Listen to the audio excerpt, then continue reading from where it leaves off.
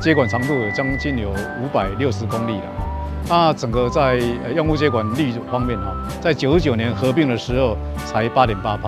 那经过这几年的努力哈，已经我们到今年已经达到28.49%了。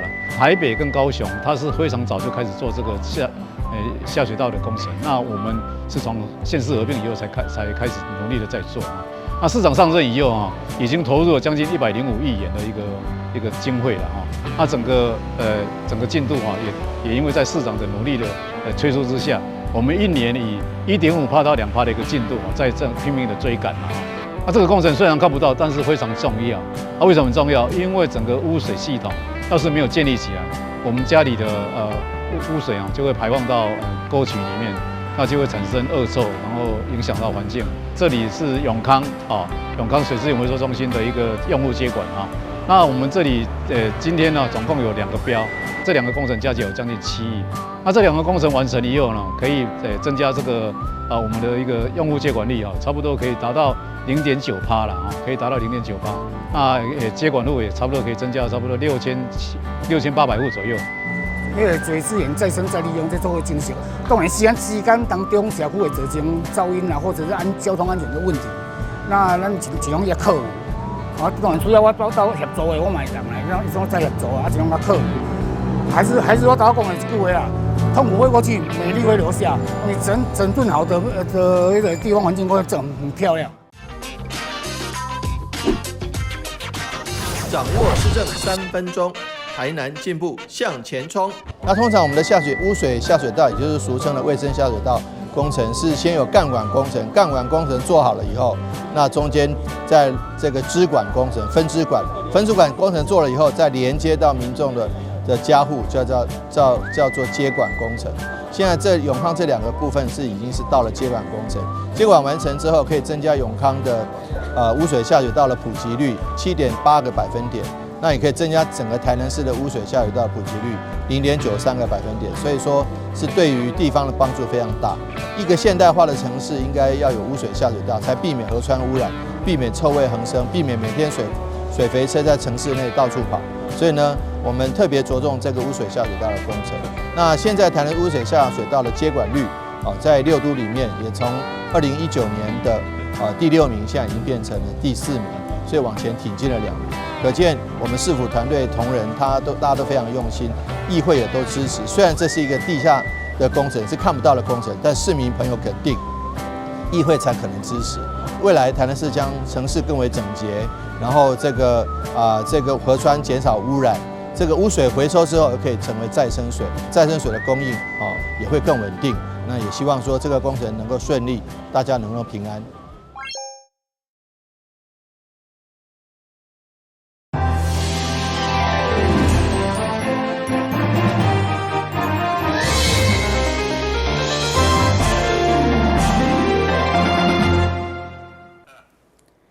你好，是观众欢迎收看5月24号的中嘉台南电视新闻。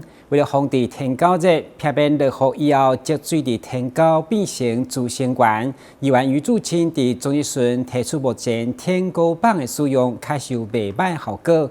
会中除了提出增加学校的补助，嘛烦恼因为长度无够，使用上会有危险，所以进一步提醒学校有需要拆除天狗或者是维护中央农补助。雨季伫要来，为了避免天狗这个自生源卡伫厝尾顶造成风地的死角，由北区公所家己制作的天狗棒，已经会当有效随时发现积水，甚至直接投药啊！加上做价成本低，效果更好，提供民众申请来提。不过，议员余主清伫中日顺却质疑长度限制，伫学校部分使用烦恼工友会有潜在安全顾虑，向市长清明。检查固然重要，那后续的延伸状况怎么办？天沟长度不足，靠工友安全性。你以为天沟大家都是30可以升高，大家都是千里眼吗？升上去有的时候工友有水准，工友其实升太高就变镜头太小，你就看不见。你总不可能背着一个很大的反光镜去在那边照，根本就看不到啊。所以后来我们天沟棒有增加一个镜头，它有个底下的那个萤幕可以看到。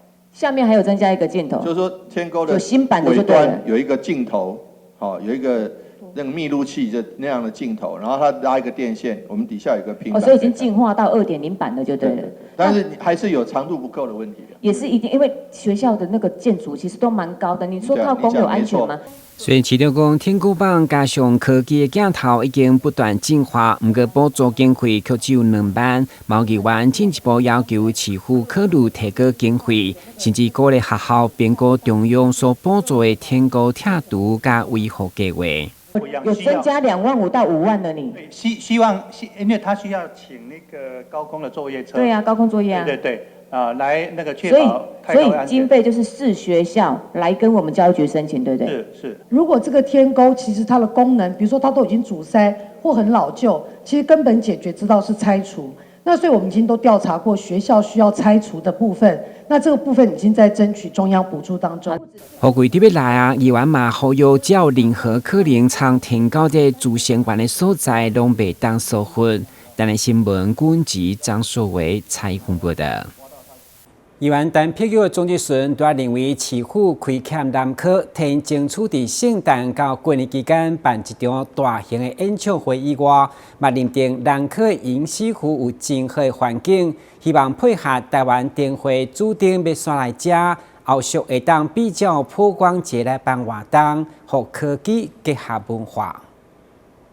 2024台灣燈會不管參觀人次，或者是觀光散達，成效相當的好。議員陳碧玉在總結順肯定的同時，嘛了解注定後續的去向。其中注定攏來台灣，市府決定刷到南科迎死湖，由南科管理局典裝維護，預計將增加10檔的安置效益。真正非常期待就對啦吼，伫迄個所在，希望講會當看到講咱這屆燈會吼，這裡那水的一個主燈放伫南科的迎死湖，那個草皮其實也非常的適合，嘿，真正就適合的就對啦吼，所以咱會當安尼做是非常好的一件代志。再跟一做補充哈，因為我們當時在高鐵展的時候是比較薄膜式的，不能長久放置啊哈。而這一次我們南科管理局非常的用心，他用一個更換這個表面蒙皮哈，能夠達到10年以上的這個展示。那搭配迎死湖整個色彩哈，他們有做色彩計劃，應該可以呈現得很好。議員面對科技結合文化，除了表達樂觀其成，嘛進一步為南科設立20檔來，雖然面臨交通加高處嘅問題，不過以因的善達加歡迎地方的立場，認為開闢南科，所以希望爭取聖誕到元宵的年節期間有一場大型的演唱會，對處市長嘛支持該案簽下承諾。我覺得我們台南市真的是辜負了南科，我們這一些這麼多的民眾在這個地方，不論是就業或者是居住，我剛剛講咱市政府每當本地的污水這裡那些，但是我們南科真的是被遺忘了。市長有沒有可能，就是我要求在今年我們的跨年晚會或者是耶誕晚會，就是剛才處長所講的有3場嘛，有沒有一場可以到南科來舉辦？南科的好野人很多啦，所以說在這些年來地方的發展，很多人都賺得盆滿缽滿，所以說市府也都非常重視，尤其交通建設。但是您提到了娛樂這方面、晚會這方面、演唱會這方面，我們覺得其實也是可以來移到南科來辦一場，倒也不是說虧待啦，就是說我們希望說更多的周延，如果好的東西就要跟好朋友分享嘛。會中新聞處強調，聖誕跨年演唱會雖然今年也未招標，不過如果維持3場大型的演唱會加2-3場大型親子活動，至南科這場希望協調廠商聯誼會出面籌辦。台南新聞管制張素維採訪報道。議員林元州今日總結順佢爆料，岸邊有一間脫氧中心醫術液態，在其中公開報上照顧人員來拍下攏真重，以及無顧囡仔摔甲倒頭栽，加上內部嘛無依照囡仔的需求好好來換，造成吸進皮膚內佔領畫面。會後受液態家長嘛出面向市長提交訂正書。議員林彥州的總結順向向提出 AI 的道具，和市長示範如何打卡車片，互伊拍下。市長也安慰家己，超過20檔也閣會記哩。不过温馨的动作背后，议员要凸显的是安平有一间托婴中心，照顾这6个月婴仔，竟然差不多是用对的。影片一个放送，互大家痛心，甚至放任囡仔家己倒头栽摔摔落去，互市长拢讲责任。对此，议员强烈要求，绝对毋是3月发生迄时社会局所回应的改善利益，而是要依照经济严重以上法办。这是拍背吗？这囡仔刚打还没6个月呢，市长，这施虐，你不会觉得是很严重吗？非常严重。当警察局要去调袋子的时候，你知道怎样吗？园方说监视器已经被社会局拿走了，所以他没有监视器。说他的硬碟已经更换了，这不是在湮灭证据吗？请问议员，那已经是多久的事情了？3月份，3月份到现在5月份了，居然还没有处理好，这是无法容忍的。为了追究该托婴中心甚至有经营幼儿园的可能伤害，3位家长专工到议会向市长递交陈情书，相当痛心，表明因将提出告诉。对此，市长再次强调，虐待、暴力、零容忍、证据充足，该以上还是停业依法照办。这种无良的业者怎么会限期改善呢？应该立即停业，不是吗？我们的小孩伤口不够深吗？我们的小孩被摔不够严重吗？从3月份到现在已经2个月，是不是这家幼儿园或托婴中心还持续存在、继续营业？调查的结果到底是怎样？只是轻轻放过，还是重重的这个处分？我觉得其实这个家长的愤怒啊，我们是可以了解，而且是要马上的处理。我们也会即刻来启动，然后要求这个相关人士不能够继续再执行这样的业务。那另外如果牵涉到刑责，牵涉到儿少保护法的刑责的部分，即刻移送法办。议员另外就强调，类似受虐待儿童潜在的社会恶数也够真济，要求市府一旦有家属投诉，一定要慎重认定，千万唔通颠倒变成业者背后的靠山。台南新闻军职张硕伟采访报道。今年台南市国际凌船锦标赛6月6号将在安平运河登场。24号体育局依照鼓励，在安平开台体育局举行凌船开工点干的仪式。整个过程依照鼓励，还有市长王伟铁担任主祭官，祈求比赛平安圆满。台南市长王伟铁担任主祭官，向安平开台体育局天上圣表，就向献花。随后提起主席笔，扛开工镜，由市长兼议员贵宾替12只龙船来点龙眼，祈求比游龙舟赛圆满成功。龙舟当然过去有历史的典故，嘛有文化传承的意义，所以呢，咱这个龙舟的比赛伫古都台南来讲是已经传承足侪冬啊，而且今年是台南400。特别有足大的意义。今年台南市国际龙舟锦标赛有97支队伍，2120位选手参赛，为25号开始展开赛前的训练。龙舟是一个健康的水上活动，一方面有文化传承的意义。那台南是个台湾最早的历史古都，因此呢，我们的龙舟赛的传承以及比赛每年都举办。我们希望大会所有的选手都能够平安，在公平的这个竞争底下能够脱颖而出。6月6号开幕当天将安排大约40分钟的花舞表演，营造水火同源、保护台南的意象。现场嘛有美食、农特产等到位，欢迎大家端午连假期间来台南佚佗看比赛。台南新闻所采访报道。前阵嘛翻新放榜，在公中学总共有40个人录取，成绩相当抢眼。伫学生嘛利用考了这段期间，设计英文、数理等课程，再让同工加综合角色，带领小朋友用轻松的方式来学习，嘛将所学的回馈给社会。把水倒进可乐罐内，神奇的是，罐子竟然能协力。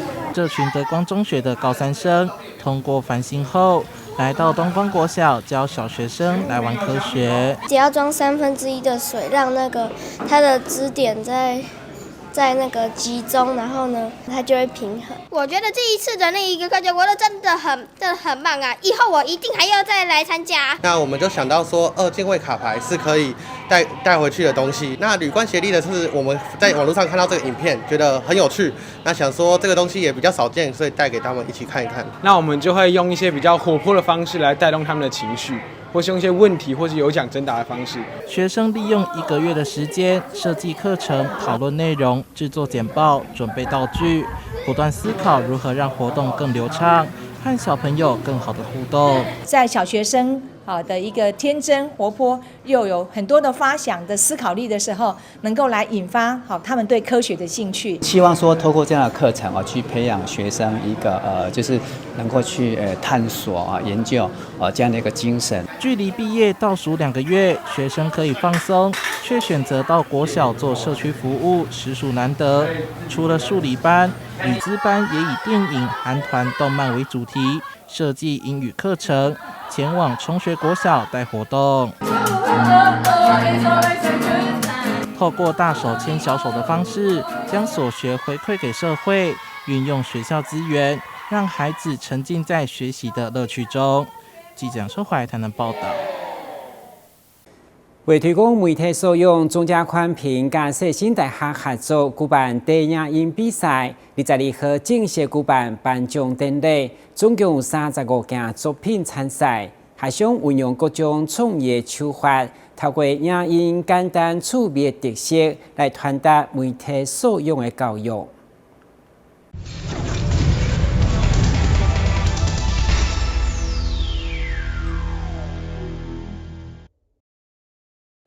由中嘉宽屏与世新大学共同举办的全媒体试读短影音竞赛，吸引许多世新学生报名参加。从11件入围作品中选出前3名作品，学生们使出浑身解数，运用各种创意手法，传达媒体素养的概念。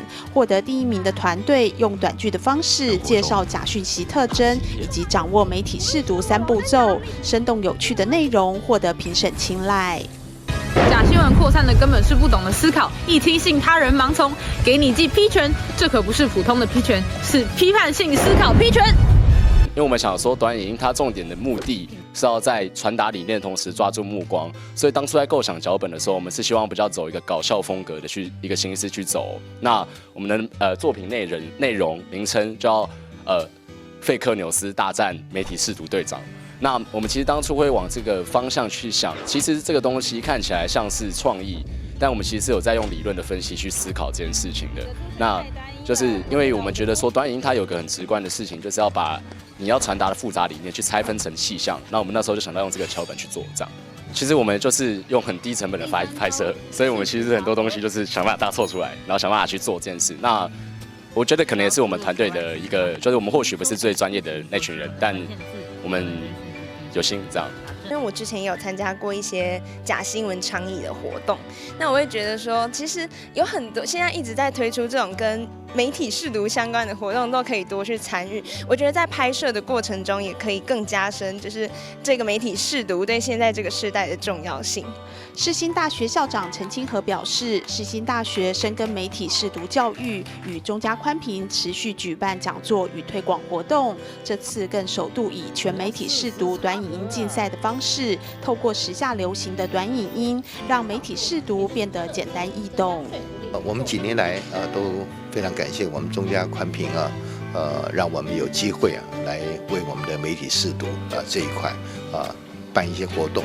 通过竞赛的方式，大家就会把自己的创意甚至制作的品质，甚至一些对媒体试读的想法能够把它提供得更好一点点这样。一般来讲我们就是希望能够在3分钟的时间，能够把一个想法、一个故事、一个表演、一个理念把它说清楚嘛。只要有媒体存在的一天，媒体试读就永远推广不完。特别是科技的改变，还有社会结构，甚至于这个人类生活的演变，社群媒体的发展出来之后，我想媒体试读还是继续要推广的。在媒体素养上面的养成，其实非常不容易哦。好，那再加上 AI 科技演变、传播科技的改变非常的快速，所以呢，我觉得在媒体素养的教育上面也必须不断的创新。那我非常感谢世新大学，其实这连续6年来，其实每一年校长都很感人，他都会想出新的一些创新的点子。那像今年我们这个短影音就是一个很好的成果发表。中嘉宽屏为健全媒体产业致力推广媒体识读，透过各种方式让媒体识读能够应用在生活当中，期盼在快速变迁的数位时代下，民众都能培养出全方位的媒体识读能力。世新大学媒体识读短影音竞赛，赞不赞？赞！记者林希慧台北报道。随着高铁高雄车站主体工程陆续完成，市府嘛同步将火车站头前的建公路人行道改善，而且部分路段嘛拢完工，期待带动人潮甲商机。不过网友质疑人行道的品质无够优良，希望规划改进。高雄车站站前建国路正在进行人行道改善工程，虽然工程进行时影响附近店家生意，不过各界仍然期待完工后可以为没落许久的商圈带来更多人潮与商机。就希望火车站如果全部都用好的话，连带动了这边也带动人潮这样子啊。哎呀，人潮就是钱潮嘛。